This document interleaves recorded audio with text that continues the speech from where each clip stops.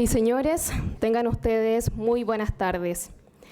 El Observatorio de Sociedad Digital del Departamento de Administración de la Facultad de Economía y Negocios de la Universidad de Chile les da la más cordial bienvenida y les agradece su asistencia a la presentación de la tercera edición del estudio Data Driven Marketing 2019, en los cuales se profundizarán los temas de confianza, adopción, niveles de inversión y cumplimiento en el uso de datos para la toma de decisiones en marketing.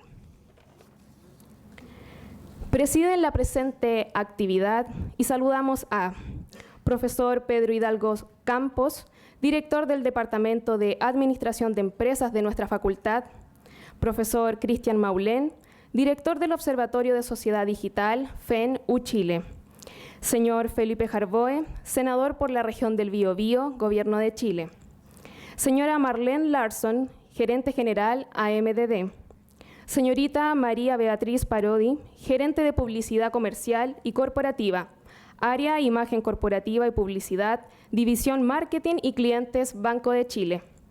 Señor Cristian García, CEO Wunderman Chile, director AMDD, CONAR y ACHAP. Académicos del Departamento de Administración de Empresas de nuestra facultad, alumnos y egresados de nuestros programas de la Escuela de Posgrado y del Centro de Desarrollo Gerencial, UNegocios, de la Facultad de Economía de nuestra universidad, y a los miembros y participantes del Observatorio Sociedad Digital FEN-U Chile, que hoy nos acompañan con su importante presencia y colaboración. Para dar la bienvenida oficial, se dirigirá a ustedes el profesor Pedro Hidalgo, director del Departamento de Administración de nuestra Facultad de Economía y Negocios de la Universidad de Chile.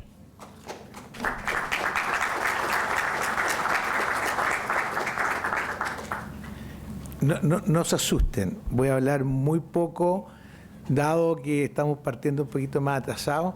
Estos papelitos para que no se me olviden los nombres que quiero pronunciar, ¿ya? Oye, bueno, primero que nada quiero darle las gracias al senador Felipe Arboe, que viene llegando de Valparaíso. La verdad que la demora fue en la entrada a Santiago, que todos sabemos que a esta hora es muy sacrificado. Así que, y además, quiero decirles que estoy en representación del nombre del decano, no solamente como director del Departamento de Administración, para darle las gracias y la bienvenida no solamente a la audiencia, que es la que hace importante este evento, sino que a quienes van a ser los comentaristas de los datos que va a presentar Cristian Maulén, ¿no es cierto?, que está en su tercera versión. Y por lo tanto quiero darle las gracias al senador por estar aquí, y quiero darle las gracias a dos excelentes panelistas que vamos a tener, ¿no es cierto?, que es la María Beatriz Parodi del Banco de Chile y a Cristian García de Wunderman, ¿ya? La verdad que puedo decir muchas cosas. Estábamos recién comentando sobre la sociedad digital, que ha sido una disrupción en nuestras vidas. Yo siempre digo que le pregunto a mis alumnos que quiénes saben que estamos aquí. Y entonces mis alumnos me dicen, bueno, mi papá, mi mamá. Le digo, no, sabe Google, sabe Instagram, sabe Facebook, sabe mucha gente. Bueno, sobre esos temas vamos a hablar, y yo en verdad lo que tenía escrito me lo voy a guardar en honor, digamos, a que escuchemos a los panelistas y al senador Felipe Arboe y a Cristian Maulén con los datos. Gracias por estar aquí.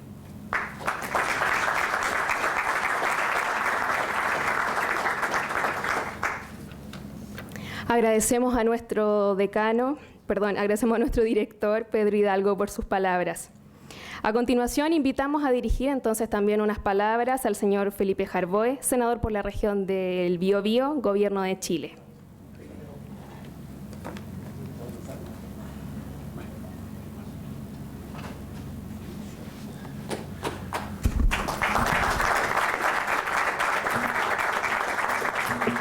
Bueno, muy buenas tardes a todos y a todas. Quiero saludar al profesor Hidalgo, no solo representando al decano, en representación de usted mismo. En sí es una institución en esta facultad, así que muchas gracias por acompañarnos hoy día. Agradecer la invitación de Cristian Maulén y todo el equipo de AMDD, que la verdad es que ya es segunda oportunidad que me toca participar con ustedes, a toda la audiencia que está hoy día y, por cierto, también a todas las personas que nos acompañan. A ver, la pregunta que uno debería hacerse es, en primer lugar, ¿en qué mundo queremos nosotros vivir? ¿Cuál es la sociedad en la cual vamos a desarrollar nuestras habilidades, nuestro comportamiento social, nuestros negocios? ¿Dónde vamos a desarrollarnos como personas y también, como digo, como parte de una sociedad? Estamos probablemente en un proceso de transición como pocos en la historia de la humanidad. Yo no sé si los habitantes de París de 1789 tuvieron conciencia de que estaban en medio de una revolución.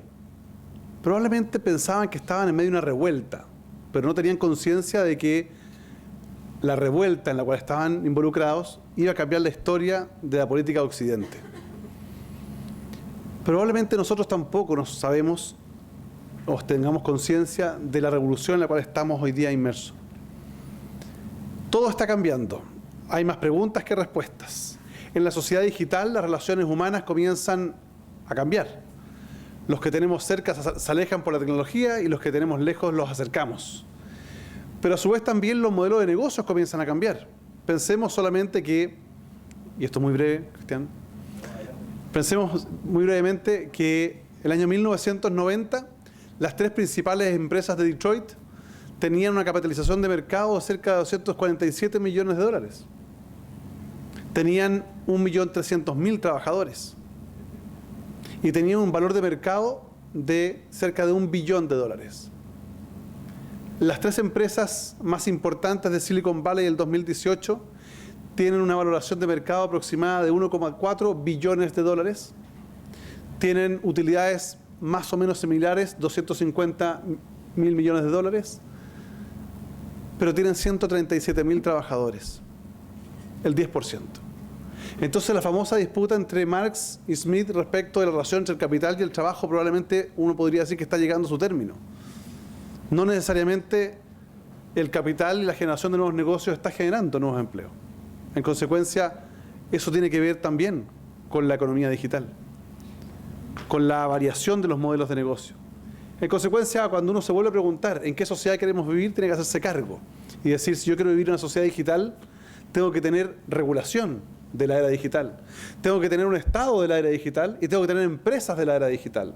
Y no se trata de ser digital solo por tener una página web, se trata de entender la cultura digital, la cultura de la inmediatez, pero también la cultura del desarrollo integral. Cuando hablamos de esto, hablamos de la economía de los datos. Los datos son hoy la principal fuente de información para hacer buenos negocios. Sin datos no hay buenos negocios. La pregunta es, ¿cómo hago yo una estrategia de negocios si no tengo la capacidad de segmentar a mis clientes? Hoy día, todos y cada uno de nosotros somos segmentados.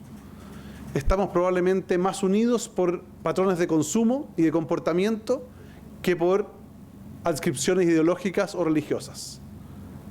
Y no es una segmentación voluntaria, es una segmentación más bien de terceros. Y que la hacemos sobre la base de una falta de cultura digital. Porque probablemente mucha gente cree que las redes sociales son gratis. Siempre le digo cuando hago charlas en los colegios que las redes sociales no tienen nada de gratis. Uno no paga en dinero, lo paga en datos.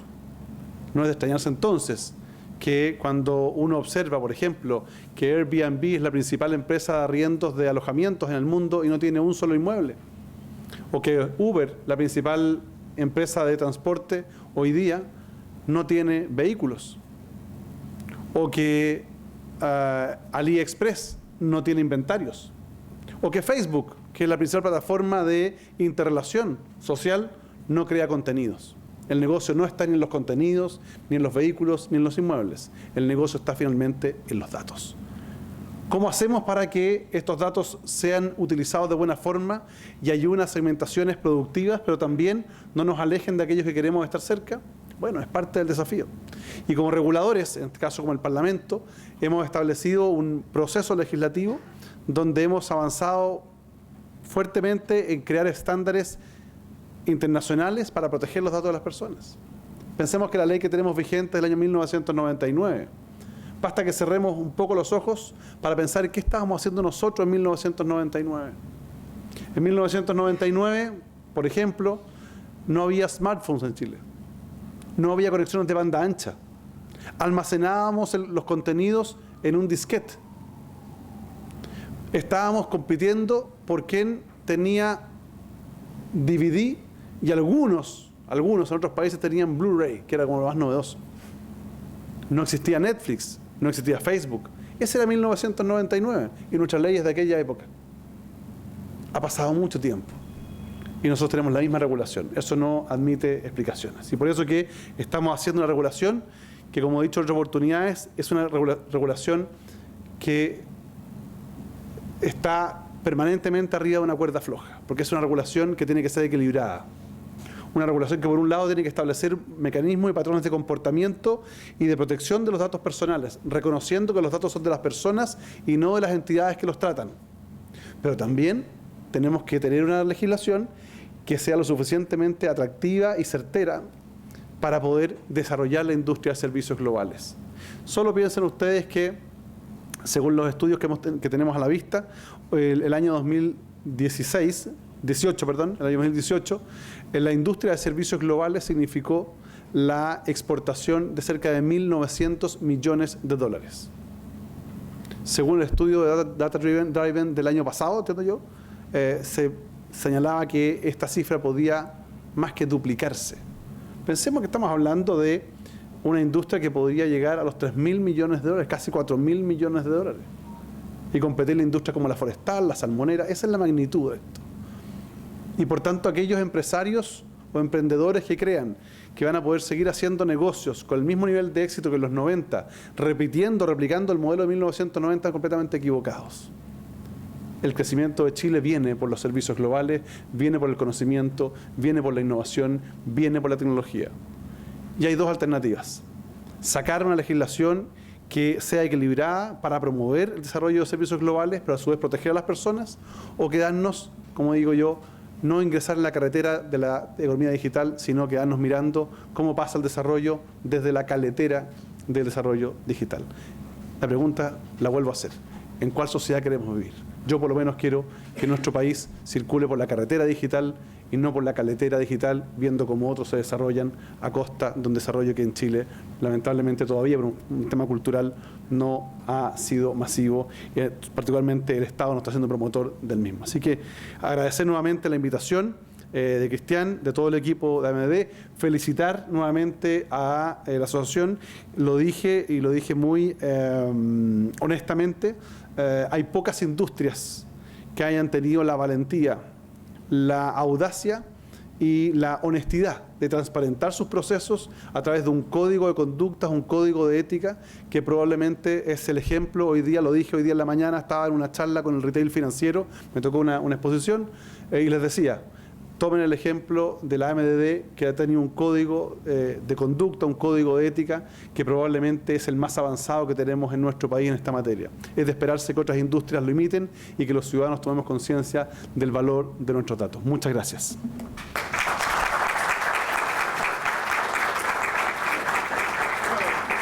Agradecemos al señor Felipe Jarboe por su presentación. Ahora invitamos a Cristian Maulén, director del Observatorio de Sociedad Digital del Departamento de Administración de la Facultad de Economía y Negocios, a compartir los resultados de la tercera edición del estudio Data Driven Marketing 2019. Por favor, el espacio es suyo ahora.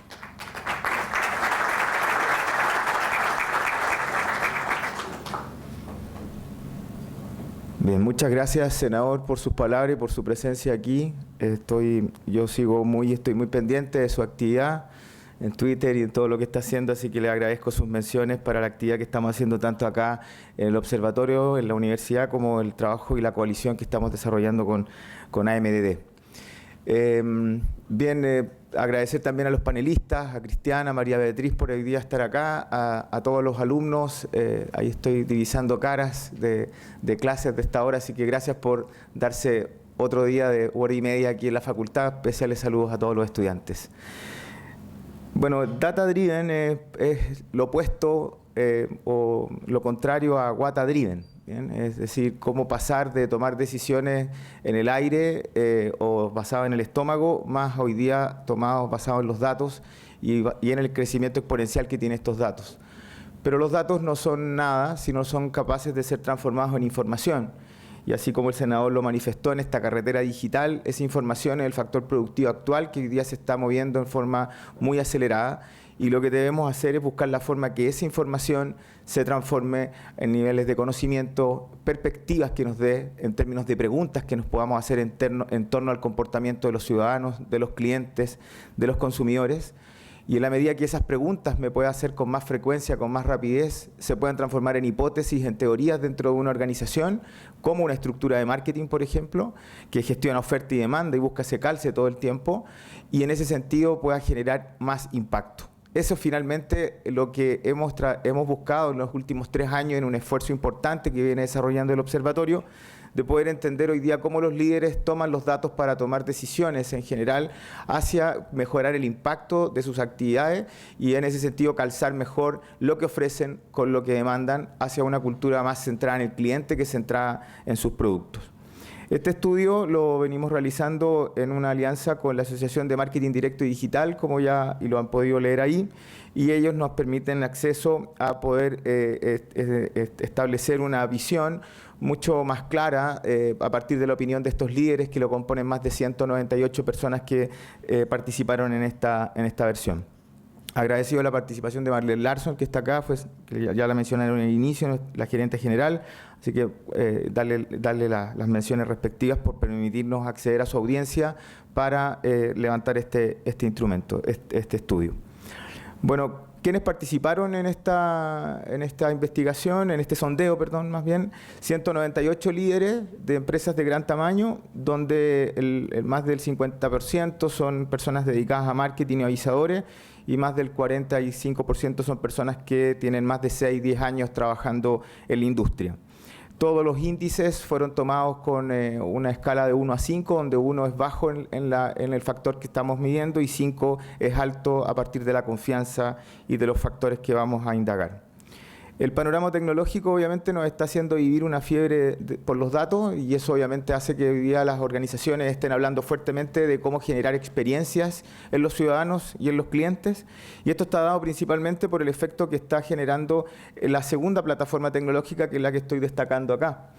La segunda plataforma tecnológica lo que ha hecho es que los ciudadanos hoy día son ágiles por el cloud, son veloces por las redes sociales y las plataformas sociales y son ubicuos por el acceso a la movilidad.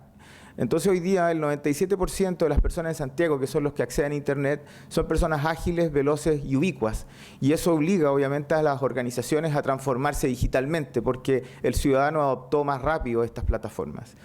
Pero en general ya sea la tercera plataforma tecnológica, los sensores en las cosas y la inteligencia artificial están haciendo y están agregando cada vez más datos. Y ese es el desafío de cómo yo no me transformo digitalmente porque anuncio digitalmente, sino porque digitalizo procesos, productos, sistemas dentro de mi organización para entregar mejores experiencias y calzar mejor la oferta con la demanda. Los datos que agregamos durante el 2018 globalmente alcanzan 33 zettabytes. Un zettabyte es igual a 1.000 millones de terabytes. Y esto hay distintas unidades de medida que son levantadas del Digital Compass Economy de la Comunidad Europea, que nos permite tener relaciones de que equivale más o menos a 33 millones de cerebros, por ejemplo, es decir, 2,2 veces nuestro país en términos de cerebro, donde deberíamos acumular la data generada en el 2018, pero son tan solo 73 gramos de ADN de una persona. Y ahí uno puede lograr comprender por qué es tan complejo modelar el juicio, la integridad o la compasión en un modelo de inteligencia artificial, porque generaría un volumen de datos mucho más grande. Entonces ese contraste es interesante de las complejidades que ofrece nuestro cuerpo sobre los niveles de datos. Pero 33 zettabytes de información es solo el comienzo. La proyección es hacia el 2025 con 175 zettabytes y llegando al 2035 con esa relación, es decir, casi 70 veces lo que hoy día estamos produciendo. Entonces, ¿en dónde queremos vivir y también dónde nuestras carreras profesionales se van a desarrollar en estos entornos?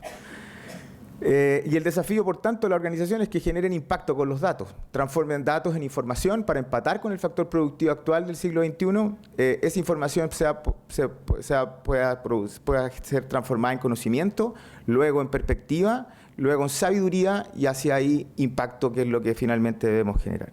En este contexto, el observatorio se propuso y se ha propuesto ya durante los 3 últimos años sondear sobre un punto importante, que es la importancia de los datos en Chile.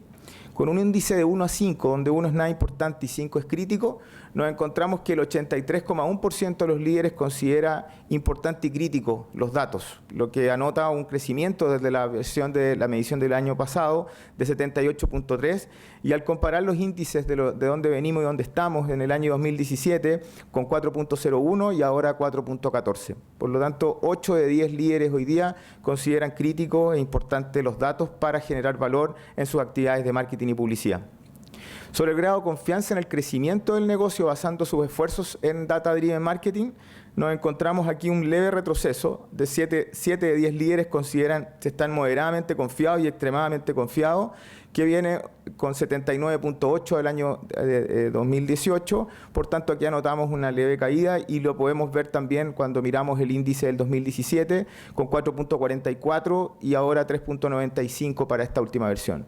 Nosotros en el observatorio le asignamos esto a más asuntos relacionados con factores macroeconómicos que con la disciplina misma, lo que obviamente está haciendo que un mercado y ciertos mercados y ciertas industrias que están más desaceleradas. En el reporte que después van a poder descargar está el reporte por sector, y van a ver ciertos sectores que tienen mucha más baja en este sentido en la confianza. Cuando preguntamos sobre el avance, es decir, cuán avanzado soy para colectar datos, segmentarlos dinámicamente, mantener esas disciplinas y, en otro lado, medir multicanalmente y acercarme a la omnicanalidad, las 5 prácticas en general que engloban el Data Driven, nos encontramos esta baja importante. 28,1% de los líderes se consideran algo avanzado o la organización es un practicante avanzado, versus 4 de 10 en la versión del 2018. Ofrezco los índices de 2,44 el 2019 en color negro y en naranjo con 3,22. Esto obviamente atiende a una realidad de los comentarios y en las indagaciones más precisas de esto. Nos damos cuenta que esto tiene relación principalmente con que la capacidad externa a tratamiento de datos ha aumentado considerablemente y dentro de las organizaciones no está logrando esos mismos avances. Es solo pensar que el valor accionario de una compañía como Tableau hace 10 años era de $1.100 millones y fue vendida hace pocos meses por $12.800 millones y lo compró Salesforce. También Qualtrics fue vendida y fue comprada por SAP hace ya 1 año y medio. Obviamente que está haciendo que todas las compañías más grandes a nivel tecnológico están comprando sistemas de herramientas de visualización para mejorar la inteligencia artificial, y obviamente la capacidad externa es mayor que la capacidad interna de la organización, y ya lo van a ver después sobre las especificaciones de las prácticas. Bueno, pero para entender qué hacemos con los datos debemos agregar algunos personajes. Voy a presentarles a Guillermo, al medio está Carolina y al extremo derecho está Sofía. Son personas totalmente distintas y al hacerle seguimiento sobre sus compras nos dimos cuenta que en la decisión de compra por el Smart TV, Guillermo está agregando más de 10.000 bytes. Eso tiene que ver con los reviews, sus visitas a tienda, boleta, encuesta post-atención. Pero en cambio, del comportamiento análogo de Guillermo, si nos pasamos a un comportamiento como el de Carolina, que es más bien digital, en la decisión de compra por un automóvil con financiamiento, lo hizo por 15.500 bytes de información.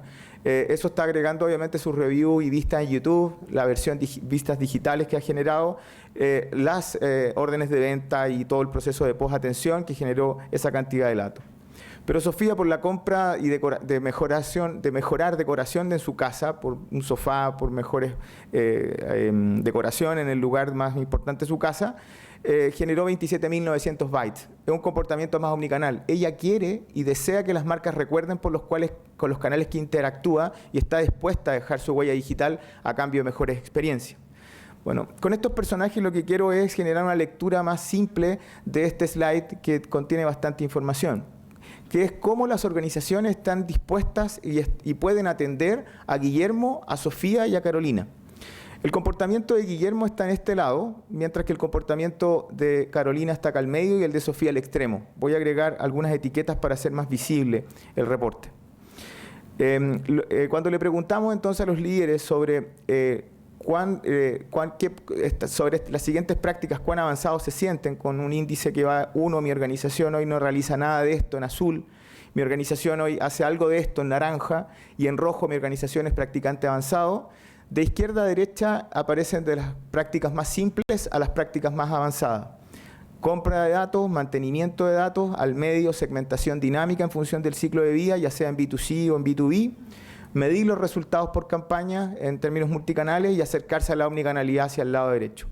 Nos encontramos entonces que las organizaciones hoy día están más preparadas para atender a Guillermo, pero por la carretera digital están transando hoy día Sofía y está transando Carolina. Entonces, y es solo un 26,1% de las organizaciones están en condiciones de atender relaciones contextuales. Y el desafío que tenemos en la industria es que obviamente justo estos índices caen del 2018 al 2019 a nivel de práctica y suben los que tienen que ir principalmente con adquisición de datos, donde obviamente hoy día el deseo y la necesidad de poder captar más clientes basado en las bajas de ciertas industrias, obviamente está obligando a comprar datos y no a mantener una relación con los clientes, y es el desafío que tenemos para los siguientes periodos para el desarrollo económico de nuestro país, ofreciendo mejores experiencias y eso agrega más latencia y adherencia de los ciudadanos y los clientes hacia una marca. Sobre el gasto, en el reporte pueden ver un doble clic de todo esto. Yo solo voy a ofrecer una visión más amplia. En azul, las inversiones que se están generando hacia el 2018 y les preguntamos ahí cómo lo verían hacia el 2019, que es el año en curso. Bien, nos encontramos que el 58,7% creció su inversión en Data Driven, en las 5 prácticas que comenté. Bien. Compra de datos, mantenimiento de datos, targeting, multichannel y omnichannel. 58,7, es decir, 6 de 10 líderes crecieron sus inversiones, pero nos encontramos con una noticia aún más positiva. 81,6% de ellos está diciendo que crecerá, aumentará, aunque disminuyan los niveles de confianza como vieron hace un ratito atrás. ¿Cómo agrego evidencia sobre esto? Estoy comparando abajo en color verde el índice del año 2017 con 3,85 sobre la opinión hacia el próximo año. Después en el año 2018 a 3,99 y ahora se monta, como lo pueden ver ahí, en 4,17 para la última versión. Por tanto, los fondos fluyen hacia Data Driven. Pero como lo decía en mi introducción, ¿con qué velocidad gestionamos datos para transformarlos en preguntas? Esto en hipótesis, en teoría, y eso obviamente en evidencia empírica dentro de una organización, que es el día a día de varios de los líderes de la economía digital. En ese sentido nos encontramos que los factores que están impulsando o inhibiendo la inversión son los siguientes, que los voy a colocar ordenados en el índice que está pintado en la caja de color gris. Customer centric, el deseo de centrarse en el cliente, un factor que impulsa la inversión. Tecnología y preferencias de medios. En ese sentido, la industria hoy día está buscando entender en qué medios están los clientes, con qué tecnologías puedo interactuar inteligentemente con ellos para centrarme en el cliente como referencia. Y los factores que están inhibiendo la inversión son los actuales y potenciales lineamientos regulatorios en materia de tratamiento de datos personales para estos fines, donde obviamente venimos hace 3 años en conversaciones de distintas, hasta han habido proyectos de ley como la ley no molestar, que nos tuvo medio preocupados, pero el trabajo de la Comisión de Economía del Senado, donde trabaja el senador Arboe, obviamente ha estado llevando el trabajo hacia un proyecto paraguas, que es la reforma a la ley 19628, donde vamos a estar conversando en el panel siguiente algunas especificaciones sobre esos asuntos. Cuando digo que inhibe, porque está en el extremo derecho de la distribución del ranking que estoy dejando acá, y obviamente al mirar la brecha que había con la opinión con respecto al 2016, cuando no era tema. Si se fijan, se montaban sobre 4 y hoy día está en 2,95 y 3,00. Eso como referencias sobre el estudio. Ahora, ¿cómo disminuir la brecha entonces en esto? Esto lo tomo de los slides del senador. Muchas gracias. Los derechos de ARCOP, los derechos de ver que los datos no son de los ciudadanos, no son de las organizaciones, de las empresas, son de los ciudadanos, y esos derechos se establecen a través de este acrónimo de ARCOP, que es el derecho a acceso que tienen los ciudadanos, derecho de rectificación, derecho de cancelar mi suscripción, el derecho de oposición y el derecho derecho de portabilidad. El asunto es que la mayoría de la audiencia que encuestamos, y en general cuando estoy en charlas, en actividades con estudiantes y pregunto, ¿quiénes saben hoy algún detalle sobre los cambios de la ley 19628? ¿Quiénes conocen hoy la norma que regula el tratamiento de datos en Europa? El desconocimiento es muy alto. Entonces consideramos importantes los datos, pero el desconocimiento para poder adaptarnos a lo que va a pasar en el 2022, 2023 es bajísimo. La evidencia de esto es que hoy día los líderes nos dicen que están hoy día las barreras regulatorias limitan moderadamente y limitan sustancialmente, el 50% nos dio eso, y los índices pueden ver cómo están hacia el año 2019, 3.33, y venimos del 2017 con 2.23. Entonces estamos conscientes que hay límites, pero, me devuelvo por si quieren sacar fotos, adelante. Pero, cuando les preguntamos por el conocimiento, nos encontramos que solo un 27% de los líderes, menos de un tercio, conoce los detalles del proyecto que modifica la ley 19628. Warning. ¿Bien? Y sobre GDPR, 7 de 10 profesionales no conoce sobre GDPR, pero vemos una importante oportunidad en lo que es códigos de conducta, obviamente, y es por eso que vamos a desarrollar este panel, para darnos cuenta que los códigos de ética, un 32,6% de las organizaciones se consideran avanzados en ese sentido.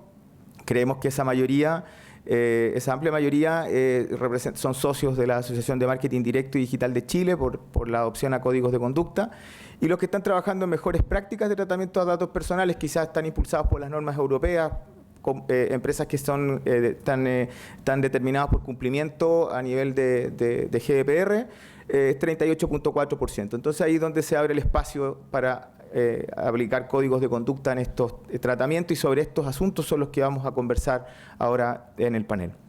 Bueno, para cerrar entonces algunas ideas finales, 5 aspectos fundamentales como para que se puedan sacar una foto y llevarse a las redes sociales o compartir con su oficina. Nos encontramos que la importancia de los líderes hoy día asignan un 83% de importancia a los datos como críticos importantes, y el índice va de 4 a 4.14. El grado de confianza disminuye en esta medición de 4.03 a 3.95, como lo pudimos ver. Los fondos, aunque eso ha hecho que los fondos sigan fluyendo a data-driven, aumentaron las inversiones, el 58,7% de los líderes aumentó en el ejercicio anterior, y para el ejercicio siguiente, que es este año, 81,6% va a seguir aumentando las inversiones. ¿Qué impulsa la inversión? El deseo de estar centrado en el cliente y tecnologías que permitan mejorar las interacciones. Algo vamos a hablar ahí porque hay un tema ético en esto sobre cómo declaramos con el fin tácito, único y libre que deben dar los ciudadanos para poder seguirlos con estos sistemas de interacciones. No solo todo es panacea, tenemos que ser buenos cristianos y buenos ciudadanos con los datos que trabajamos. Y el conocimiento del proyecto que modifica la ley de datos, solo un 27% lo conoce, y ahí contrasten inmediatamente con la confianza que está arriba y con la importancia, que eso es lo que a mí un poco me pone en alerta, 83% de importancia y abajo 27% lo conoce, y un 78% del panel declara no conocer GDPR. Del panel me refiero a la audiencia, a 198 líderes que participaron. Bueno, eso es lo que queríamos contarles. Este es un highlight breve de los elementos más contundentes que hemos encontrado en este sondeo para este año. Vamos a seguir trabajando firmes. Ya empezamos a iniciar el nuevo cuestionario. Estamos ajustando algunos detalles para salir a mercado con él durante fines de septiembre y de octubre para tener la 4ª edición. Y esperamos poder comparar con algunos otros índices macroeconómicos la evolución de la confianza y los niveles de inversión para agregar un poco más de valor en este sentido. Si les llega el estudio y son candidatos como líderes en tratamientos de datos para estos efectos, voy a estar muy agradecido, y el observatorio también, de su participación y de la difusión dentro de sus organizaciones, que nos va a permitir el desarrollo de una mejor industria a partir de estos datos. Si quieren bajar el estudio, pueden chequear ese QR y van a caer directamente a un PDF que está ahí. También este material mañana va a ser enviado como PDF a todos los asistentes que dejaron registrado su email para el fin único de participar en este evento. Así que si ustedes me lo permiten, mañana vamos a mandarles el informe y la presentación por si la quieren tener. Y ahora, con esto, queremos dar paso a la parte final de nuestro encuentro, la más contundente en realidad, donde vamos a contar en un panel con la visión de una empresa de servicios financieros, con María Beatriz. vamos a contar con la visión de una agencia que el CEO de Gunderman va a estar participando también en este panel, que tiene obviamente la idea es que queremos hacer contrastes sobre estas visiones de una agencia y de un banco, y también la visión de un senador de la República, como es el senador Felipe Arboe, que tiene altos niveles de conocimiento en estos temas, y esto obviamente lo vamos a poder traducir en 5 casos de uso, que lo que buscamos durante este panel es poder generar una contribución a todos ustedes y a las personas que nos están viendo por Facebook Live también y por YouTube, generar algunos casos de uso de GDPR que pueden ser importados a buenas prácticas dentro de nuestro mercado a través de lo que hemos visto con el Código de Ética y Autorregulación de AMD. Así que si le damos un aplauso mientras se acomodan María Beatriz, Cristian y el senador Felipe Arboe.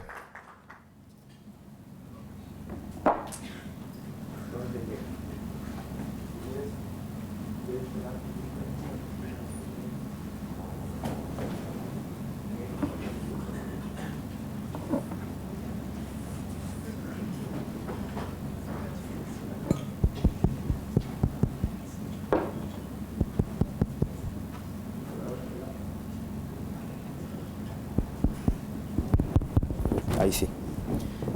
Bueno, muchas gracias por su tiempo, por compartir acá. Bueno, la idea de este panel de conversación y también donde ustedes pueden participar, después vamos a dar espacio para que puedan haber preguntas, para que puedan participar. También vamos a estar atentos a las personas que nos estén haciendo preguntas por Facebook Live o por Live o por YouTube. Nos van a ir pasando las preguntas para todos los que nos están viendo en este momento. Bueno, la idea de este panel es dar inicio a una conversación con algunas recomendaciones prácticas que hace la institución que está atrás, que es AMDD, a través de su Código de Ética y Conducta en Tratamientos de Datos. Esta organización que me toca participar en ella como presidente, se ha importado 15 puntos de GDPR, de la norma europea de protección de datos, y obviamente la idea es que quisimos tomarlas en compacto en 5 ideas concentradas de las 15, poner el tema a través de un video y así tener las visiones de cada una de las personas y una visión enriquecedora, obviamente, de profesionales y de un senador como Felipe Arboe. Bueno, entonces, la idea es no hacer un tema de esto que es árido, hacerlo más de conversación y así podamos tener ideas más concretas. Bueno, para los tres quiero partir ahí con un breve pitch, y ahí ustedes lo ven, sobre la importancia que le asignan ustedes a que la industria se autorregule en estas materias de tratamientos de datos personales y aborde un estándar de mejores prácticas. ¿Cómo lo ven ustedes ahí? ¿Cuáles serían sus efectos que ustedes ven ahí en la materia de confianza y buenas prácticas y de protección desde los consumidores? Es decir, ¿cómo ven que una industria se autorregule y pueda atender? Y la idea, no sé, si quieres partir, María Beatriz, compartiendo tu visión sobre la autorregulación. Primero, no sé si se escucha. Primero que todo, muchas gracias por la invitación. Es un honor para mí estar acá. Muchas gracias a la AMDD por invitarme. A ver, para partir, yo creo que es básico la autorregulación de las empresas. Nosotros como institución, como banco, como entidad financiera, estamos regidos por norma, por el secreto bancario, lo que significa que nosotros no podemos divulgar nuestras bases de datos de ninguna manera. Eso es penalizado. Si pasa internamente también es causa de despido. Esta norma de autorregulación no es nueva, es antigua. Y también está la autorregulación de las personas.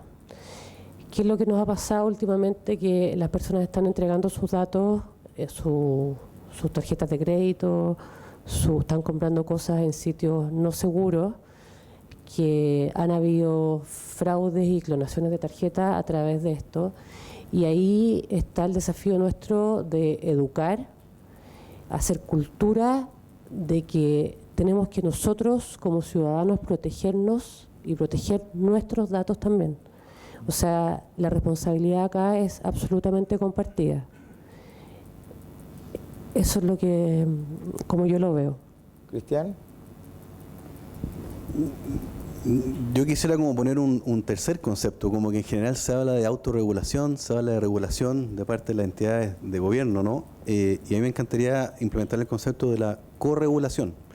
Yo creo que hoy día los datos que estamos escuchando en el estudio y los comentarios del senador muestran que efectivamente para tener una economía sana tenemos que tener un contexto sano. Y para tener un contexto sano me parece importante que tanto la regulación como los que nos estamos autorregulando trabajemos en conjunto para efectivamente tener a las partes subidas arriba de este barco. Creo que acá lo que está pasando en general es que hay mucha ansiedad. Los datos lo demuestran, hay mucha ansiedad de parte de las personas que manejan empresas, no saben con qué fuerza va a llegar la regulación y entre antes trabajemos en conjunto para sacar esta nueva ley. Creo que va a ser importante para establecer un contexto en un mercado sano y hacer una economía también más sustentable en el tiempo. Creo que es una mesa compartida de trabajo y creo que hay mucha ansiedad. Chile como país tiene ciertas características. Ayer salieron estudios de Ipsos con respecto a la felicidad en la región. Caímos como 20 puntos en Chile, ni hablar de Argentina, que cayó como 35 puntos por todo lo que está pasando. Y está el dato de la confianza también. Chile es un país que no confía. Somos malos para confiar. Confiamos poco en el otro. Somos un país tremendamente individualista y nos falta de alguna manera tener visiones compartidas con respecto a algo que sea de comunidad. Y creo que acá el concepto de comunidad, empresas, compañías como las nuestras, gobierno, consumidor final, esa mesa colaborativa creo que va a ser clave para poder hacer un proceso de corregulación, que me gusta mucho ese concepto, para no caer con algo más impuesto que sintamos que nos pueda restringir las posibilidades de desarrollo. Usted, senador, se refirió a autorregulación al final. Acá está. Lo enciendo. O déjame encender de estar. No. Se refirió al principio sobre, cuando usted terminó sus palabras, sobre autorregulación y cómo usted ve usted cree, porque el otro día en una radio el periodista me dio duro que la autorregulación no existía. Y obviamente usted está buscando regular. Y su visión, ¿cree que hay espacio que una industria se pueda autorregular en tratamiento de datos personales para fines de comunicación? A ver, ¿cuál es la lógica de un mercado? El mercado que funciona libremente, ¿no es cierto? Pero el mercado, para que funcione libre, requiere elementos básicos. Uno de ellos es la libre competencia. Y la libre competencia no siempre se logra sin regulación, porque la regulación lo que hace viene a establecer ciertos equilibrios en las relaciones, para evitar sea abusos, sea posiciones dominantes o algún tipo de elemento. Evidentemente la regulación es un freno a la libertad de emprendimiento, pero es necesaria para efectos, insisto, de establecer ciertos equilibrios entre personas o instituciones o segmentos que naturalmente son distintos desde el punto de vista de su influencia y su capacidad de decisión. Y ahí es donde la regulación cobra un rol importante. ¿Cuál es el punto? En el mundo ideal, la autorregulación debiera ser el camino. Si regular es muy lento, muchas veces tiene un riesgo de obsolescencia muy rápido, particularmente por los avances tecnológicos y científicos, y por tanto la autorregulación se levanta como una alternativa eficiente, una alternativa real. ¿Cuál es el problema?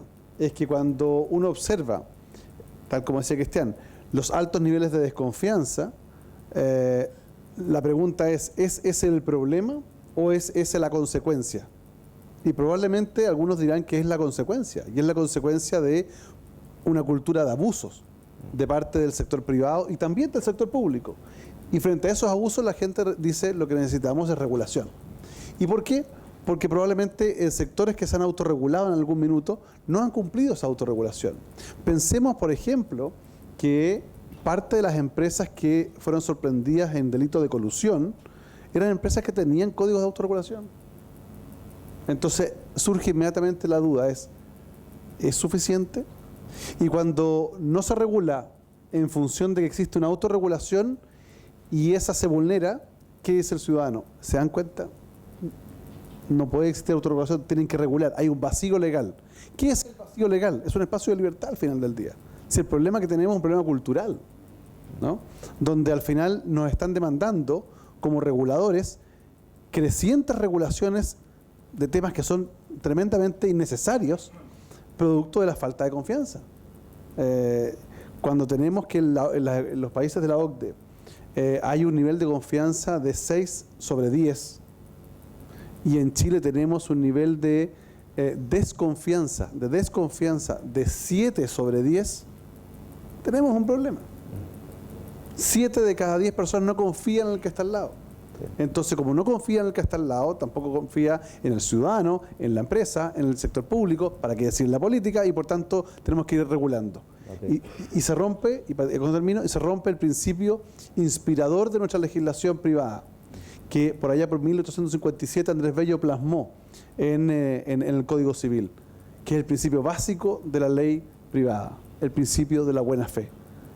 El Código Civil parte en sus primeras páginas, yo los invito a leerlos un día, sábado en la noche, pueden leer tranquilamente, muy entusiasmante. Muy inspirado. Muy inspirador. Andrés Bello dice que parte toda la legislación en el principio de la buena fe, y quien quiera alegar mala fe debe probarla. Hoy la ley se hace basada en la mala fe y no en la buena fe. Sí. Sobre esto de la confianza, y ahora quiero pasar a ver un siguiente video y hacer una bajada más específica ahora, porque lo dejamos esto muy arriba, ahora bajemos. Creo que los espacios de confianza se abren cuando, y aquí le replico, senador, sobre el consentimiento que le hacemos que pedimos a las personas, sea claro y sencillo, que el GDPR lo plantea muy fuerte en eso.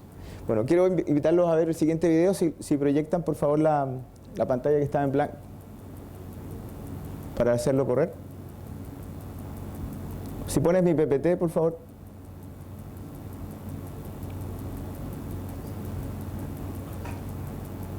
Entonces, queremos ver en esta cápsula de 30 segundos cómo podemos aplicar el consentimiento claro y sencillo, y sobre eso continuar con algunas ideas. Caso de uso: consentimiento claro y sencillo. Cuando a un cliente se le solicita su consentimiento para enviarle mensajes promocionales o para estudiar sus preferencias de compra, muchas veces se le pide por medio de textos confusos, extensos y con lenguaje poco directo o excesivamente legalista. La AMDD insta a las empresas a pedir el consentimiento de sus clientes con un lenguaje claro, sencillo y directo que explique sin rodeos qué actividades de marketing se busca realizar. Para nosotros, llegó la hora de seguir creciendo. AMDD, Asociación de Marketing Directo y Digital de Chile. Y ahí, senador, ¿qué comentarios les merece a usted esta necesidad o este espíritu que está en AMDD del consentimiento claro y sencillo? Porque evidente en el video se muestra que a veces no nos llegan y desde mayo del año pasado Google ya nos manda un poquito más claro esto. Y sí. Entonces, ¿por qué pasa eso y qué opinión a usted le merece esto? A ver, el fundamento inicial. ¿Por qué se debe pedir el consentimiento? Porque tanto el GDPR como la ley chilena nueva parte de la base que los datos son de las personas y no de las empresas que los tratan. Dicho lo anterior, para que un tercero pueda tratar un dato mío, que es parte de mis atributos de la personalidad, debe reunir mi consentimiento. En consecuencia, la pregunta es, ¿qué tipo de consentimiento? Ustedes han puesto que debe ser claro y sencillo. Nosotros en la ley estamos poniendo una diferencia respecto del consentimiento como lo entendemos los abogados en el Código Civil chileno. En la legislación civil el consentimiento puede ser expreso o tácito, pero resulta que eso no es suficiente, porque hay casos de consentimiento expreso que puede inducir error y hay casos de consentimiento tácito que pueden constituir un abuso. Entonces, lo que hemos incorporado en la ley es el consentimiento la definición de consentimiento inequívoco. ¿Qué significa esto? Claro y sencillo, pero además que la persona que va a entregar su voluntad, su consentimiento, lo haga sabiendo para qué se va a utilizar ese dato. ¿Por qué lo digo? Ejemplo típico, las cookies. Cuando se despliega una pantalla en una página web que me indica que van a instalar cookies, que me dice para ver el pop o el flash se requiere la aceptación de cookies. ¿Yo qué estoy haciendo? Estoy dando mi consentimiento porque aprieto a aceptar. Pero estoy dando mi consentimiento en el entendido de que esa cookie es necesaria para que se despliegue el pop o el flash o el banner. Pero lo que no me están diciendo es que estoy dando mi consentimiento para que esa cookie sea mi mejor compañero de ruta, que no la conozco, e informe todos mis movimientos, ayudando incluso a mi segmentación a una empresa que yo desconozco. Ahí hay un consentimiento expreso, pero que es equívoco. Y la ley va a establecer que frente a consentimientos equívocos hay un vicio del consentimiento. Y por tanto, la cláusula es nula. Ok. Bueno, en el siguiente video vamos a hablar un poco del otro punto, que nosotros hemos hablado sobre el consentimiento libre y por separado. Entonces ahí creo que lo podemos ver más preciso. María Beatriz, aquí se establece la exigencia de informar. Tengo otro micrófono que ya le pusieron pila, de haber estado. Aquí se establece en esta cápsula la exigencia de informar al titular, por ejemplo, sobre la posibilidad que éste tiene para revocar su consentimiento en cualquier momento. Es decir, yo ahora no quiero que el banco me siga mandando información sobre mis puntos o sobre mis millas o sobre el programa de beneficio.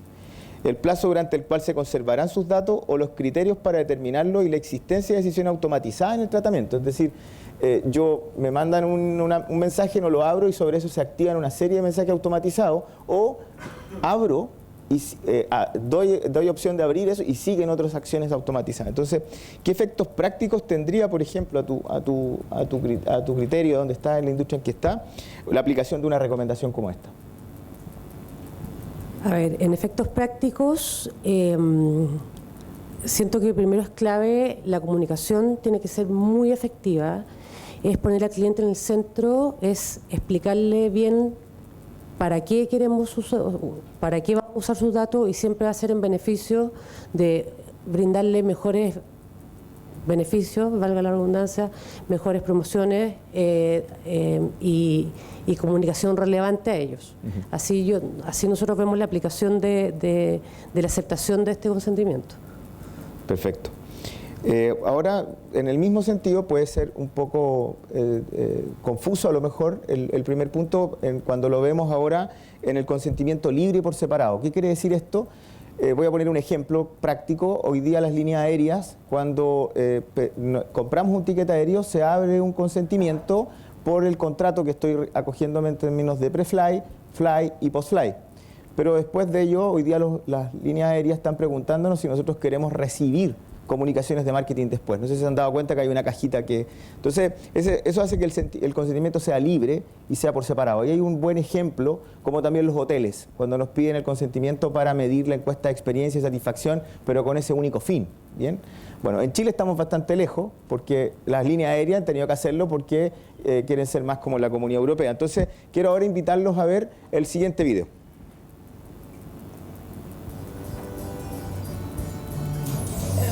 Caso de uso, consentimiento libre y por separado. Al momento de pagar una compra, muchos comercios exigen al cliente que les entregue su RUT por correo electrónico, haciéndole creer que eso es obligatorio o necesario para poder realizar la compra. Luego de que el cliente da esa información, su preferencia de compra comienza a ser estudiada por la empresa y el cliente empieza a recibir muchos mensajes promocionales relacionados con sus compras. La AMDB rechaza este tipo de prácticas que hace creer al cliente que están obligados a entregar sus datos personales. El consumidor debe autorizar libremente el uso de sus datos para fines de marketing. La autorización no debe atarse a la prestación de un servicio. Para nosotros, llegó la hora de seguir creciendo. AMDB, Asociación de Marketing Directo y Digital de Chile. Cristian García, ¿tú crees que tu visión sobre la industria para tomar esta recomendación, cuando nos encontramos que en el retail dejo mi root o mi email por efectos de la garantía del producto y sobre eso después estamos recibiendo ofertas inmediatamente? ¿Cómo ves tú ahí la brecha y qué espacios hay sobre tu posición como en una agencia que finalmente son las que conducen esas decisiones, las marcas? Sí, lo primero es decir que es increíble casi que estemos hablando de este tipo de cosas, porque las empresas que todavía no aceptan que son los consumidores, que son los que hacen que la empresa exista. Es increíble cuando hay conciencia, claro, pero muchas veces hay algunos que dicen, yo soy pillo, entonces claro, pido el dato. Aquí ya no hay espacio para la pillería. No hay espacio de pillería. Si acá, hoy día el poder que tenemos como consumidores nosotros es demasiado grande. Entonces, hacer pillerías, como dice Cristian, hacer trampa, es hacerse trampa en el solitario realmente con respecto a las empresas. No debiese pasar. Insisto en el tema de la ansiedad que hay con respecto a cuándo se va a tener esto regulado, porque a mí me toca tener conversaciones con compañeros y dicen, mira, mientras no haya ley, y me lo han dicho así, claro, mientras no haya ley, nosotros vamos a avanzar fuerte con respecto a todo lo que podemos hacer y de alguna forma, entre comillas, no lo dicen, pero lo que están diciendo es abusar de nuestra base de datos mientras nadie me regule, digamos. Entonces, primero me parece increíble que las empresas todavía estén en esa parada tratando de hacer pillería porque no se dan cuenta del poder que tienen los consumidores y el castigo que pueden tener. Segundo, por ende, me parece completamente obvio y necesario, y lo vemos todos los días. Es muy difícil hacer comentarios de algo cuando uno no ve el tema. Uno no tiene opinión de algo que no ve. Entonces, cuando uno le viene el root, cuando uno está entregando la boleta en compañías, no sé, de retail o de home improvement, que dicen, por si acaso usted, para poder validar su compra, me daría su root y así, si tiene problema, le mandamos la boleta de vuelta, y sabemos que lo que están haciendo es tomando nuestro root para acceder a una base de datos, llegar a mi mail, llegar a mi Facebook y mandarme promociones, ¿verdad? Sabemos que eso pasa todos los días y no debe pasar. Me parece que es obvio. Creo que las compañías que no están haciendo esto hoy día están atrasadas. Con respecto al consentimiento inequívoco, solo transmitir una experiencia. A mí me toca trabajar mucho en el mundo de servicios. Trabajamos mucho con AFPs, con ISAPRES, etcétera. Y una de las grandes problemáticas de la AFP y las ISAPRES es que los consumidores dicen que no conocen qué es lo que hace una AFP, para qué sirve, cuáles son los datos que me entregan, cuál es el valor que tiene, ¿no? Y dentro de la estructura de marketing, la compañía dice, bueno, informémosles al consumidor qué es lo que hacemos. Entonces vamos a definir 12 proof points, ¿no? Y le vamos a comunicar estos 12 proof points de por qué existimos como industria. Y hago el hincapié porque el consumidor siempre tiene la posibilidad de decir, es que igual no entendí, por muy simple que uno le pase la información. Entonces hay un espacio en el consentimiento inequívoco que al final está de manos del consumidor decir entendí o no entendí, por muy simple que es lo que me estás comunicando. Es un espacio que invito a mirar en ese espacio de ley. Los consumidores no leen. General, no les gusta leer, no les gusta informarse, pero les encanta decir que no entienden. Entonces hay una duplicidad, un antagonismo bastante extraño entre consumidores que dicen quiero saber mucho, pero cuando le entregan la información no leen, y luego cuando dices pero te entrega la información te dicen es que no la entendí. Sí. Hay un espacio importante a mirar. Solo un punto. A ver, yo diría que es clave esto del consentimiento libre y separado, porque también incorporamos en la ley un artículo que fue bien polémico, que se llama el desequilibrio ostensible, que es un nuevo vicio del consentimiento. ¿Cuándo ocurre un desequilibrio ostensible? Cuando yo, por ejemplo, voy a firmar un contrato hipotecario, esto es solo teoría, ¿no? Un ejemplo, ¿no? Voy a firmar un contrato hipotecario y dentro de las cláusulas del hipotecario me exigen que yo entregue todos mis datos personales sin una finalidad determinada. Es decir, que pueden utilizar mis datos para cualquier cosa. Yo tengo el legítimo derecho de decir, perdón, sabe que yo no quiero entregar mis datos. Y el ejecutivo me dice, ¿sabe lo que pasa? Que si usted no firma esa cláusula, no hay contrato hipotecario. Ahí hay un desequilibrio ostensible. ¿Por qué? Porque se trata de un contrato de adhesión que el consumidor no puede negociar. Nosotros no estamos en condiciones de negociar con un banco, ni con una AFP, ni con una ISAPRE, no tenemos esa condición de negociación. En consecuencia, lo que la ley hace es decir, sabe, un momentito, usted no puede condicionar el contrato principal a el tema de la entrega de los datos para fines indeterminados. Obviamente, si el banco me pide mis datos para hacerme cobranza, les corresponde, porque finalmente claro, si yo voy a hacer un contrato hipotecario, eso es un dato para la ejecución del contrato, pero no para fines distintos. Ahí hay un punto que pero parece... senador, ahí en ese mismo punto, la redacción del proyecto, esto fue por la recomendación que hicimos el año pasado a usted, como estaba redactado, hacía que se pudiera perder el fin del consentimiento, porque al final protegía más al ciudadano ese proceso. Ahora, ustedes están acogiendo ese punto que mejora la redacción y hace que las empresas no vaya a quedar, es decir, el cliente da el consentimiento, pero después por desequilibrio ostensible se pierde el consentimiento porque pierde validez. Bueno, a ver, no, cuidado. Se hicieron adecuaciones a la redacción, pero se mantiene exactamente igual en el sentido de fondo, porque un consentimiento en una relación de desequilibrio, un consentimiento viciado, es decir, presionado, es un consentimiento que no puede valer. Estoy de acuerdo. Y por tanto, si lo voy a poner de otro punto de vista, que es un hecho real. Yo era cliente del Banco Vice, hace una compra hipotecaria y resulta que el banco me pone una cláusula, dice que si yo declaro mi inmueble como bien familiar, se acelera la deuda completa. Eso es una violación flagrante de la norma, porque el Congreso hizo una ley que para proteger a las familias de los embargos, para declarar bien familiar. Entonces, cuando un contrato establece como condición para la suscripción renunciar a un derecho, lo que está haciendo es anular los efectos de la ley. Bueno. Nosotros en esta materia no anulamos los efectos de la ley. Es decir, si usted le exigen un dato y le exigen su consentimiento obligado para un fin que no es el determinado, ese consentimiento no va a valer y esa empresa va a estar en posesión ilegal de ese dato. Y para terminar, ojo con el tema de la fecha. Si a mí me preguntaran eso, yo diría, partan rápido. Se los dije al retail financiero hoy en la mañana, que algunos decían, mire, tenemos que ver cuál va a ser el periodo de vacancia de la ley, que son 18 meses, a contar de que sea aprobada. Entonces dijeron, tenemos que esperar que parta para poder adecuarnos. Yo le dije, partan ahora. ¿Y por qué partan ahora? Porque no van a alcanzar en 18 meses. Las adecuaciones que tienen que hacer son de tal magnitud que si no parten ahora, mi percepción es que van a ser sancionados. Ahora, una ventaja para los ciudadanos. En el año 2018 se publicó la ley 21.096, que es una de mi autoría, que consagró a la protección de datos como un derecho constitucional. Sí. ¿Qué significa esto?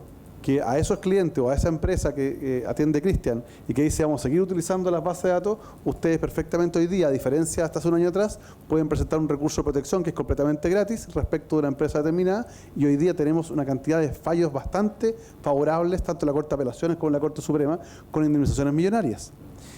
Y para terminar, como si fuera poco, el GDPR, que es el primer instrumento europeo con vocación global, lo que hace es que en la práctica regula a todo el mundo. Porque regula personas y empresas. Claro. Para decirlo de otra forma, si hay un cliente de la empresa de Cristian o del banco o de la FEN que sea europeo y siente que ha sido violado o vulnerado sus datos personales, podrá invocar la ley europea. Y ojo, la ley europea establece sanciones que van hasta los 500 millones de euros o hasta el 4% de las ventas anuales. Esa es la magnitud. Es decir, si yo fuera cliente de un banco con sede en Europa o de capital europeo, si yo fuera ejecutivo de un banco con capitales europeos, yo estaría bastante preocupado porque la verdad es que se podría aplicar esa legislación aún aquí en Chile. De hecho, ese fue el inicio de Cambridge Analytics. Sí, exacto. Mi pregunta, senador, es, las instrucciones inician rápido. ¿Cómo podemos iniciar rápido? ¿Quién nos puede asesorar a este inicio rápido para estar preparados cuando la ley esté vigente? Hoy día hay consultoras que se dedican a esto, internacionales, que están con estándares europeos. Yo conozco a lo menos 4 o 5 empresas que ya están adecuadas. Sin esperar la ley, se adecuaron a la legislación europea. Porque en materia de regulación de protección de datos no solo tiene que ver con cómo administro mis bases de datos o si la empresa es grande o pequeña, tiene que ver con la criticidad de los datos. Me explico. Un banco puede tener una base de datos de clientes, puede tener el secreto bancario, puede tener la base de datos de cobranza, puede tener la base de datos de marketing. Son diferentes bases de datos. Y la ley lo que hace es que distingue no la atención si la empresa es grande o pequeña, sino cuán crítico es ese dato. ¿Qué nivel de protección tiene ese dato? Porque hay datos personales que tienen una regulación genérica, pero hay datos especialmente protegidos. Por ejemplo, los datos relativos al perfil biológico, a la salud. Los datos de las descripciones ideológicas son datos especialmente protegidos. Los de niños, niñas y adolescentes, el secreto bancario, tienen grados de protección mayor y por tanto su vulneración tiene más sanción. Y ahí donde yo digo es que partan rápido porque se requiere segmentar esos datos y tener niveles de protección distintos. Y ahí me meto en otro tema, porque uno de los principios que impera, que está en la ley, es el principio de seguridad.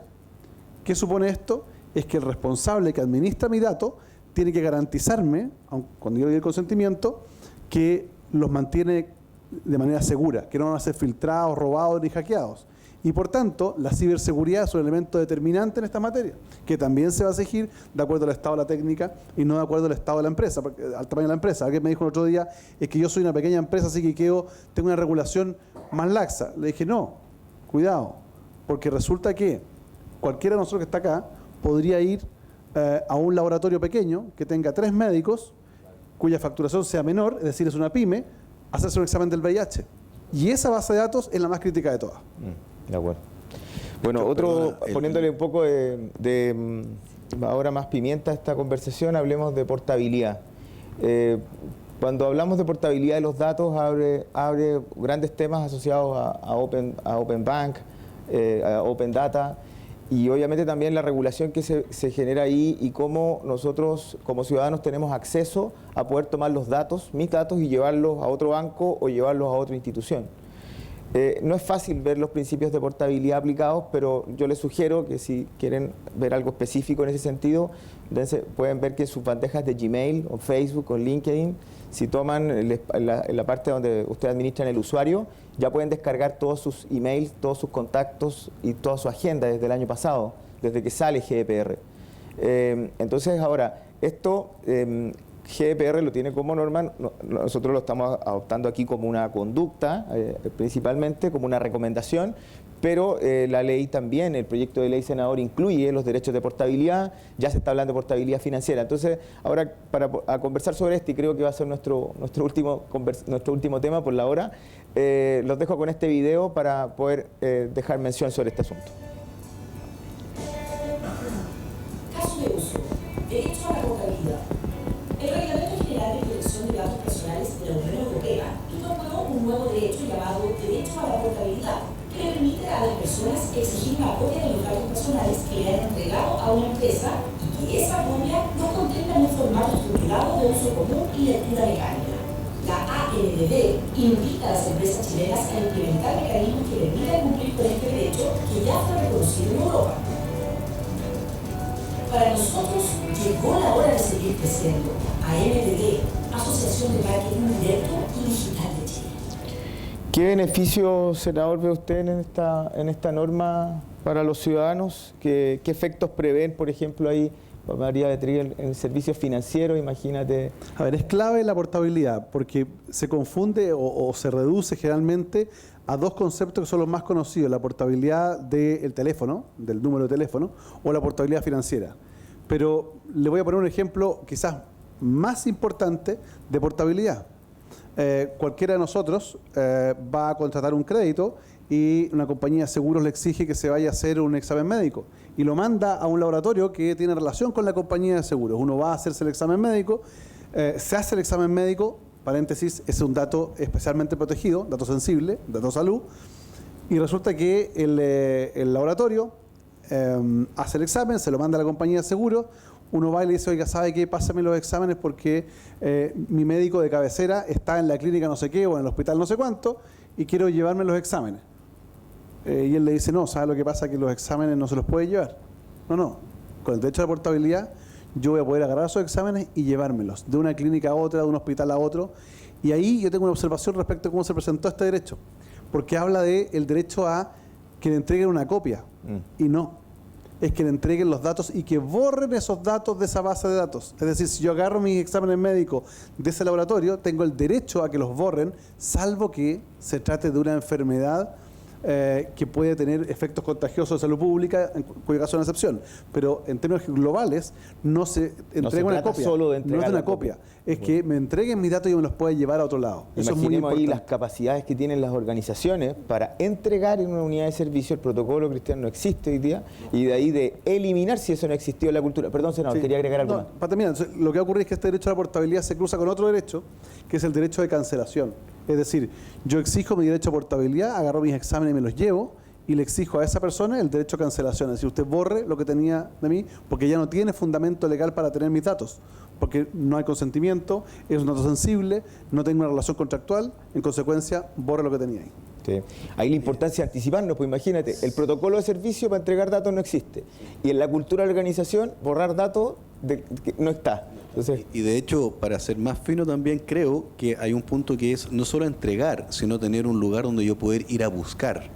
porque uno se puede quedar con la sensación de que si yo pido algo, y me pueden decir, nos vamos a demorar 15 días hábiles, yo no sé qué van a borrar o qué van a entregar finalmente, ¿no? En el caso de Gmail, tú en cualquier minuto puedes ir, y baja todo lo que está pasando, todo lo que pasó con tu historial, ¿verdad? Claro. Si yo le pidiera a Gmail y me lo entregan 2 semanas más, pudiese uno quedarse con la sensación de que hay algún dato que se están guardando en alguna parte. O entrégalo en disquete. Claro, entrégalo en disquete. Entonces, claro, una bolsa. Entonces, creo que son 3 puntos con la sensibilidad. Uno es que esté siempre disponible, que yo lo pueda ir a agarrar y me lo pueda llevar, Sí. ¿verdad? Y que se borre en el minuto que yo haga la descarga. Claro, Amazon también te entrega todo el historial de todo lo que te ves. Claro, lo que pasa es que también demora 5 días, pero sí. te da todo.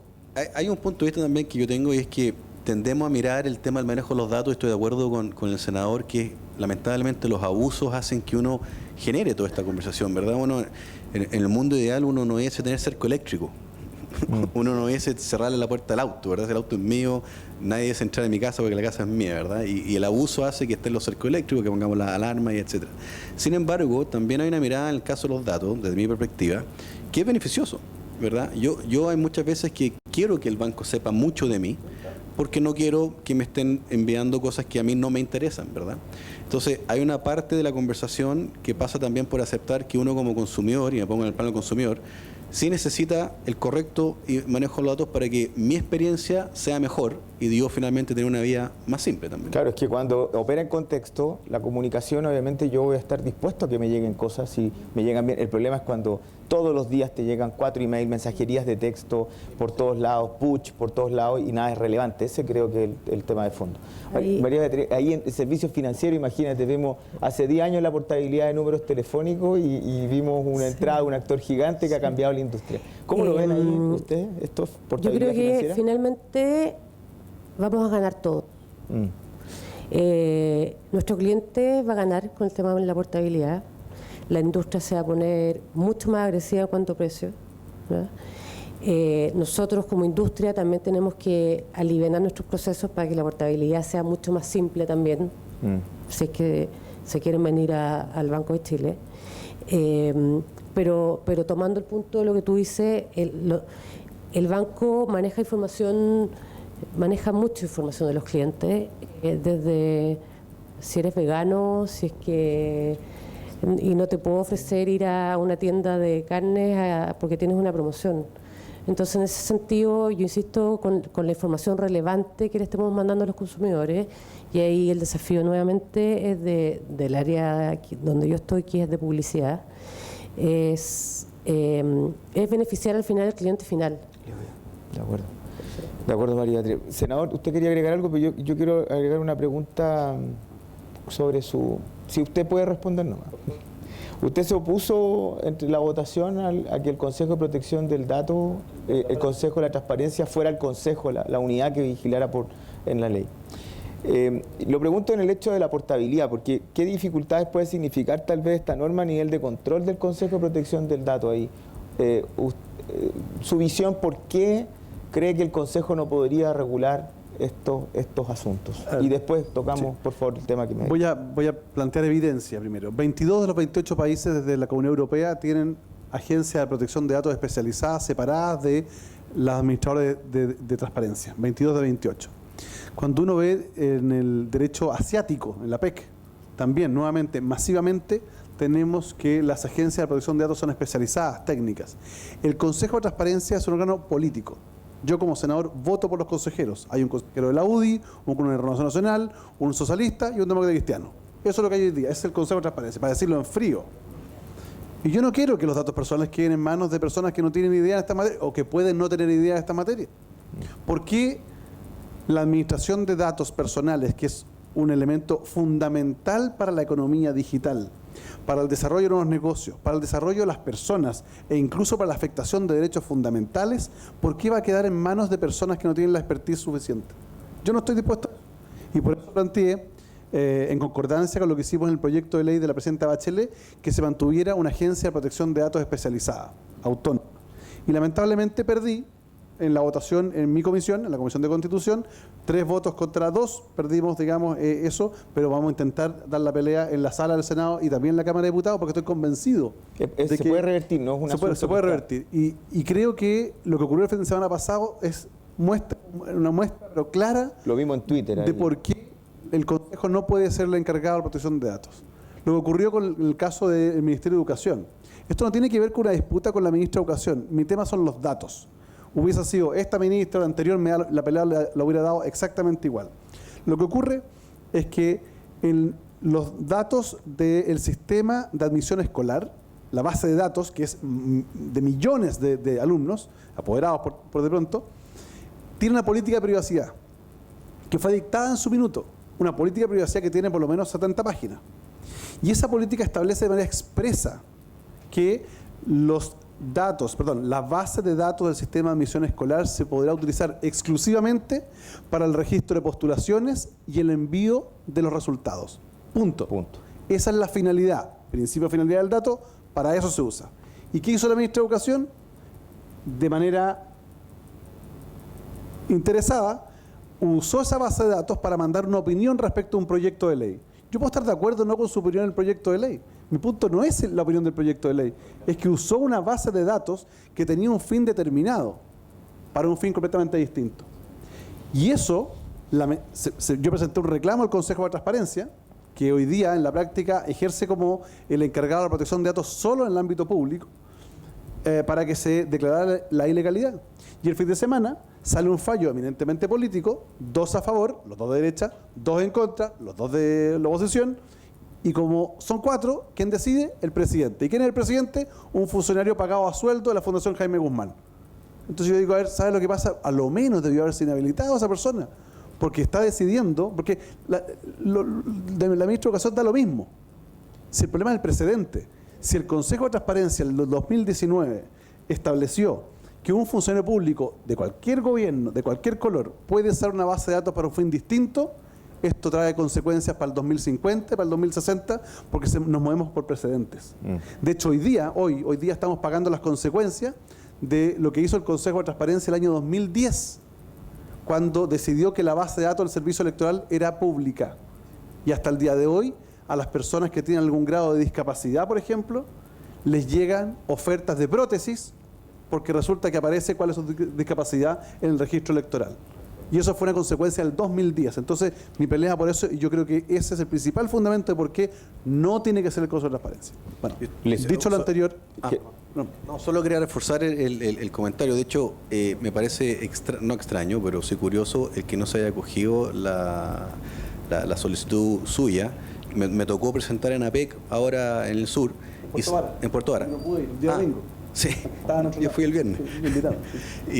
Y se habló también de esto. Y se mencionó de los 22 países y todo. Entonces, no sé por dónde fue que no vieron eso. Yo estoy de acuerdo con usted que tiene que ser independiente. No, ese fue un fallo eminentemente político y es lamentable porque, y vuelvo a insistir en esto, no tiene que ver con la coyuntura política, tiene que ver con el tema de datos y la consecuencia que esto va a tener.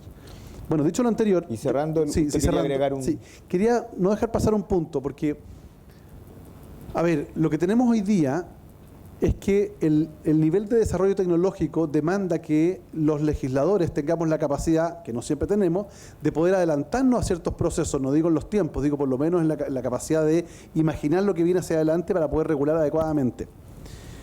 Y hemos incorporado en la Ley de Protección de Datos un derecho nuevo que no está considerado dentro de los derechos ARCOP, que se llama el derecho a la inferencia. Este derecho lo van a tener todos ustedes. ¿Y en qué consiste este derecho? Es un derecho que se hace cargo de la nueva relación contractual, que puede ser laboral o no, basada en algoritmos. Hay muchas decisiones hoy día de empresas y estados en otros países que se basan en algoritmos. Entonces se dice, por ejemplo, vamos a hacer un procedimiento de contratación de personal y para que sea más transparente nadie va a entrevistar a nadie, sino que va a hacer a través de una máquina. Y la máquina lo que va a hacer es que va a decidir quién es la mejor persona para estar en esta empresa. O pongamos el caso de una licitación. Para ser transparente, la municipalidad, ningún funcionario va a recibir a nadie, sino que se va a hacer una licitación pública de una adjudicación de 10.000 millones y lo va a hacer una máquina.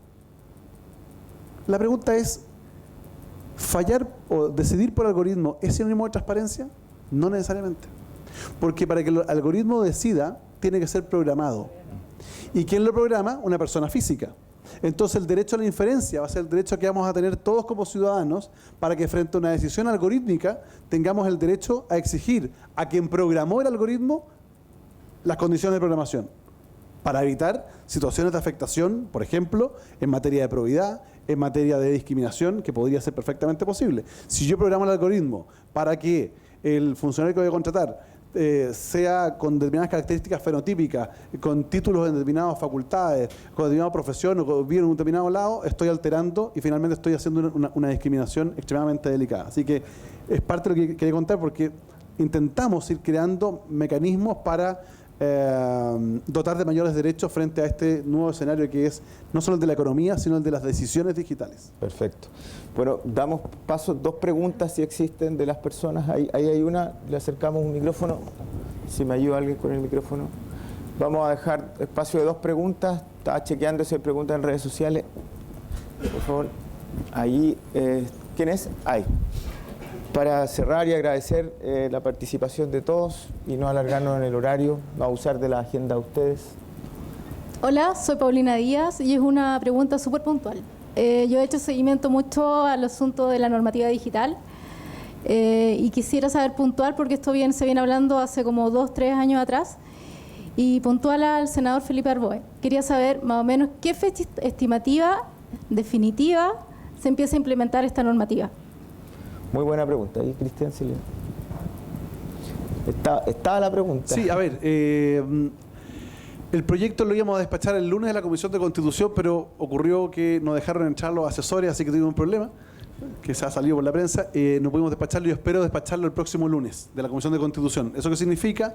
Que durante la primera quincena de octubre va a estar despachado del Senado y pasa a la Cámara de Diputados.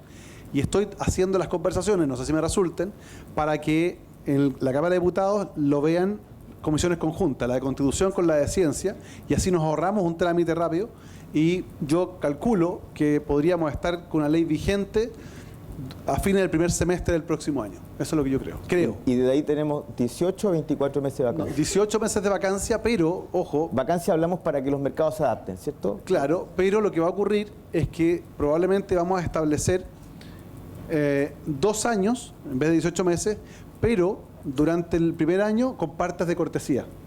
Es decir, se hace una marcha blanca, empieza a regir la ley, cosa que vayamos creando la cultura en las empresas y en el mundo ciudadano. Para que no pase cuando salió la ley de protección de servicios ciudadanos, que empezaron a salir las multas y las empresas no sabían qué eran. Claro. Entonces, año 1998, 99. Entonces estamos hablando, entonces senador ahí, entonces tenemos próximo año y de ahí 2 años. Entonces 2022 deberíamos estar en rigor, en régimen. Ya. Una pregunta sobre el comentario. ¿Está pensado tener una entidad fiscalizadora de estos procesos? Y después de eso, cuando existen reclamos, una entidad que se haga cargo de cada caso, digamos. Son 2 cosas distintas, pero que apuntan a lo mismo. Bueno, esa es la diferencia que tenemos. El proyecto de ley original venía con una agencia especializada de protección de datos. El gobierno se está empeñando, lo cambió por el Consejo de Transparencia. Todo esto para ahorrarse 200 millones de pesos al año. Ese es el fundamento del ministro Larraín, no hay otro. Y yo creo que hay que volver a la agencia especializada para tener gente. Ahora, esa agencia o el Consejo tiene un conjunto de facultades increíbles. Facultades fiscalizadoras, facultades de supervigilancia, facultades sancionadoras, el procedimiento de tutela, tiene facultades de sanción hasta el 4% de las ventas o 10.000 unidades tributarias mensuales. Claro. O sea, es muy robusta. Por eso quiero que quien la ejerza sea alguien que conozca de esta materia y no más bien esté vinculado a otros ámbitos. Entonces, ese es el punto. Va a tener esta agencia, que es la clave que nos ha exigido la Comunidad Europea para ser considerado país adecuado. ¿Otra pregunta? ¿Sí hay para cerrar? ¿Estamos? Acá abajo. Ya, ahí arriba. Bueno, es una pregunta abierta. El senador habló del derecho a portabilidad y mencionó que la información debe ser borrada. La pregunta es, ¿cómo yo me aseguro que efectivamente esa institución que tiene mis datos borró esa información? La autoridad va a tener facultades para poder fiscalizar, va a poder entrar con capacidades tecnológicas, va a poder verificar eso frente a un requerimiento. Me explico. Usted va a ese laboratorio y pide que retire su examen y que le borren y hace el derecho a cancelación. La empresa no le responde dentro de los 10 días. Usted puede ir con un procedimiento de tutela a la Agencia de Protección de Datos. La Agencia de Protección tiene facultades para poder meterse en la empresa y revisar esa base de datos si es que efectivamente está borrado o no. Por la agencia. Y la última pregunta que está aquí al medio. Hola, buenas. Hola. Bueno, yo no he formulado bien la pregunta todavía en mi cabeza, pero tiene relación con el tema de la seguridad de los datos. Es difícil con tanta tecnología y tantas facilidades de copiar la información de un lado para otro que uno pueda ir a fiscalizar a una empresa y obligarla a que la borre. O sea, entonces, mi pregunta es, ¿ustedes han considerado dentro del proyecto de fiscalización o de ciberseguridad el uso de la criptografía, el blockchain?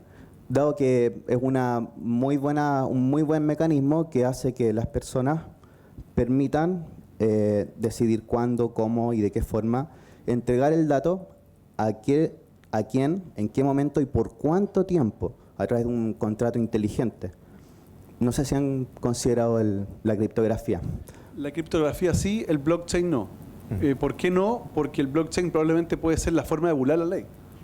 Porque si 2 o 3 entidades se ponen de acuerdo y arman un blockchain y usan el blockchain como un mecanismo de un repositorio de datos, claro, va a ser muy difícil, digamos, de cómo entrar y saber si efectivamente existe ese repositorio o no. Y por eso que la ley establece normas, por ejemplo, de sanciones cuando se utilizan mecanismos para burlar la facultad fiscalizadora. Pero estamos conscientes de que el desarrollo tecnológico hace extremadamente compleja la capacidad de fiscalizar. Pero ahí va a estar la capacidad de la agencia. Ahí viene el tratamiento por encargo de buscar compañías dentro del sistema que se autorregulen y se adhieren a buenas prácticas y a códigos de ética. Porque ahí viene el otro punto, es cómo yo me aseguro que las siguientes empresas en la cadena estén adecuadamente reguladas. ¿Y cómo yo beneficio a esas empresas que se autorregulan? Por ejemplo, si yo fuera autoridad pública, alguien dijo que era autoridad de gobierno, yo no soy de gobierno, soy del Parlamento, son cosas distintas. Si yo fuera autoridad pública, yo por ejemplo pondría puntajes adicionales en las licitaciones a aquellas empresas que tengan códigos de autorregulación con estándares superiores, con buenas prácticas. Yo dejaría fuera, por ejemplo, de procesos de licitación pública a bancos o entidades que hayan tenido sanciones, porque va a tener un registro de sanciones esta ley, que hayan tenido sanciones por producto de mal tratamiento de datos. Entonces, hay que ir creando mecanismos. Yo creo que esto es parte de la formación de la cultura de protección de datos, que todavía es muy incipiente. Muy incipiente. Bueno, hay muchos temas, preguntas ahí, la hora avanza, así que se nos escapa el tiempo. Bueno, vamos con la última pregunta. Si quiere la hace en voz alta y fuerte para... El senador habló respecto del derecho a la inferencia. Yo entiendo que el espíritu es correcto. O sea, yo entiendo que el espíritu de ir y preguntar programador, cómo programaste esto, pero sin embargo, en términos de seguridad, me hace ruido porque abre la puerta a que alguien, un agente malintencionado, le pueda hacer ingeniería reversa a ese algoritmo para usarlo como para fines, no para lo que se intentó hacer ese derecho. No sé si me entiendo. Sí. Yo hago ingeniería reversa ese proceso para saber cómo funciona, utilizando un derecho que está para garantizar que no me discrimina, pero yo aprendo cómo funciona ese algoritmo para utilizarlo ahora. Esto es lo más parecido a la vida, digamos. Pero sí, pero es cierto, es un punto, es un riesgo. Pero le pasa que tiene que ver con lo que conversaba al principio, ¿no? El tema de la desconfianza. Yo no puedo partir haciendo una ley basada en que alguien va a querer violentarla para buscar, pero sí lo que hay es que, por ejemplo, y ahí nos entramos en otra ley, si usted hace ese proceso con el objetivo, por ejemplo, de vulnerar el sistema informático o algorítmico, digamos, de una determinada empresa, va a caer en la ley de ciberseguridad, de delito informático, que estamos aprobando en este minuto, digo, la próxima semana, en la otra comisión que presido, que es la de seguridad, que establece tipos penales con sanciones que van hasta los 10 años, que hoy día pensemos que esa ley es del año 1993, donde no existía ningún tipo de tecnología en esa materia. Entonces, hay que ver Y ahí nos cambiamos de... Más bien el ecosistema regulatorio, Claro. no es solo esa ley. Sí. Bueno, muchas gracias a todos por su participación, por estar acá. Les dejo acá un QR para que puedan llegar a una zona de descargas donde está el código de ética y conducta MDD. Recomiendo que desde la página 44 puedan revisar, donde aparecen estas 15 recomendaciones con casos de uso, donde aquí solo hoy día hablamos de 4, tocamos 3.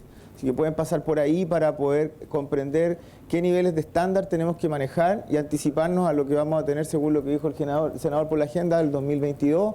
Y en la medida en que nos anticipemos y busquemos un mejor camino y que entendamos que los datos son de los ciudadanos y nosotros tenemos la obligación de trabajarlo en un entorno ético, es lo que nos va a permitir dar más importancia, más confianza y los niveles de adopción dentro de las organizaciones también avancen mucho más. Así que muchas gracias, senador, por su participación. Gracias María Beatriz por estar acá, por participar con nosotros. Cristian García, muchas gracias hoy. Y Bárbara, por favor, para cerrar. Sí, agradecemos la contribución realizada por los integrantes del presente panel y a todos a quienes nos han acompañado en este lanzamiento de la tercera edición del estudio de Data Driven Marketing 2019 del Observatorio de Sociedad Digital. Tenemos un presente para los panelistas y que invitamos a Cristian a poder pasar y hacer la entrega de este pequeño obsequio. Es leche. Es el break para que se puedan alimentar. Gracias, María. Una naranja, senador. Muchas gracias. Para que se nutra. Vamos a sacar una foto aquí.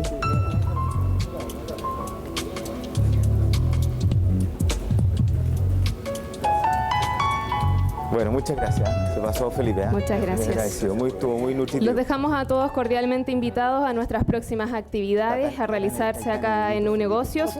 Pueden conocer la cartelera de actividades a través de unegocios.uchile.cl. Los invitamos a todos a pasar al coffee que está organizado subiendo las escaleras que se encuentran a la salida del auditorio.